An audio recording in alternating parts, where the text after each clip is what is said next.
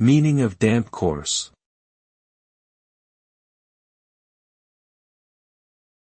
Damp course.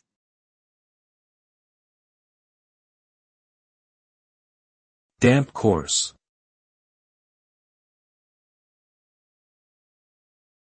Damp course.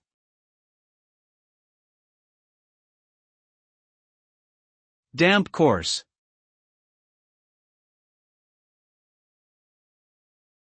A damp course is a layer of material, usually a waterproof membrane or physical barrier, that is installed at the base of a building's walls to prevent moisture from rising. Its purpose is to prevent rising damp that can cause damage to building materials and create an unhealthy living environment. Without a damp course, moisture from the ground can migrate upwards through the walls, leading to issues like rotting wood, peeling paint, and mold growth. A damp course is an essential component of modern building construction, helping to ensure that buildings remain structurally sound and healthy for their occupants.